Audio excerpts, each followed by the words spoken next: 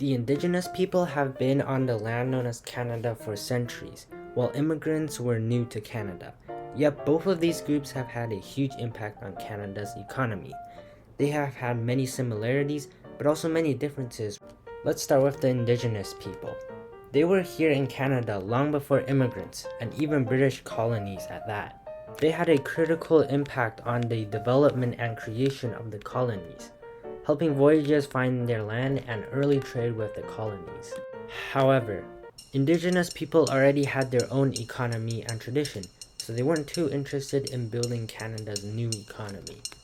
Immigrants arrived in Canada much later than the Indigenous, and unlike them, were a little more involved in Canada's development. But first off, why did they even come to Canada in the first place?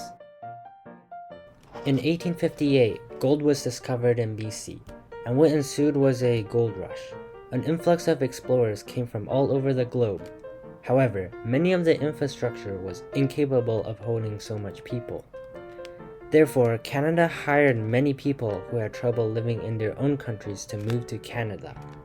This was the first wave of immigrants, and they helped Canada build roads, clear land, and construct railways.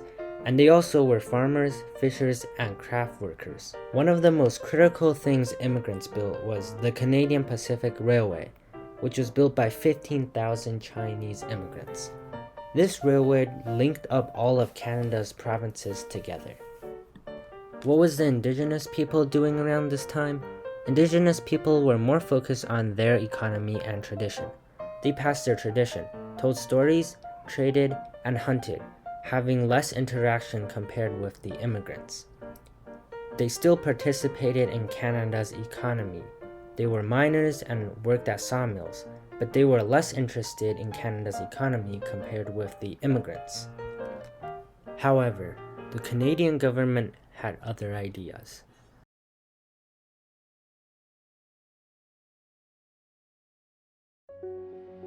Both groups suffered through discrimination.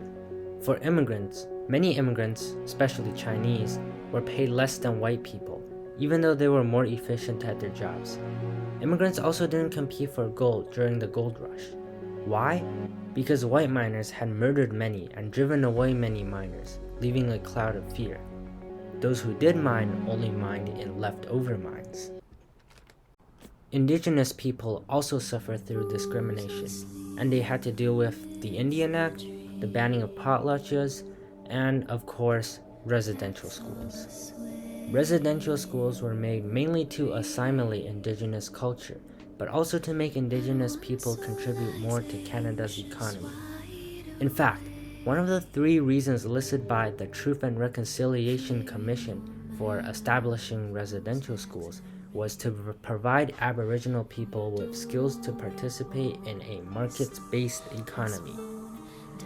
Clearly, the Canadian government wanted Indigenous people to contribute more to Canada's economy, and they thought residential schools as a way to do it. With the abolishment of the Indigenous culture and the establishment of English as their often primary language, many of them wouldn't be able to go back to their traditional way of life. Instead, they have to help and work and, in turn, contribute to Canada's economy. Although, in the end, this didn't really work out. One of the things to know is that many of the jobs immigrants have, Indigenous people also want. Therefore, they compete with each other in many of the jobs. Indigenous people are outspoken and are often against immigration. Immigration makes it harder for Indigenous people to find new jobs, and the government spends a heavy sum of money on immigrants that could otherwise be spent on Indigenous education. And the funny thing is, Indigenous people have absolutely no say in immigrants, even though they heavily impact their life. One chief mentions how the government was dumping loads of money into new immigrants while they ignored the already ready workforce who just needs a bit of education. In fact, 72% of surveyed Indigenous people believe that Canada should admit less immigrants.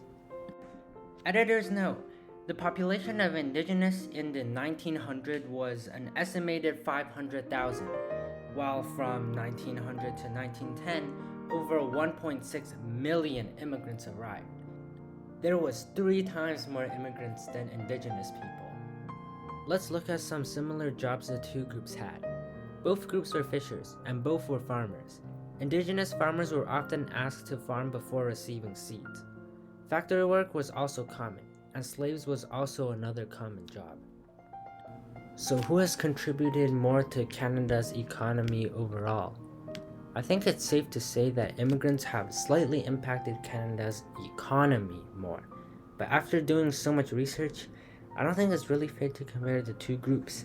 I mean, Indigenous people never had a say, as Canada's just showed up at their doors, while immigrants chose to immigrate to Canada. Indigenous people also had their traditional way of living, hunting, farming, and their own culture, which they worked on more than Canada's economy. Even though immigrants have impacted Canada's economy slightly more, in my opinion, there is no doubt that Indigenous people have also heavily impacted Canada's economy, especially at the start. Without both of these groups, Canada's economy wouldn't be where it is today.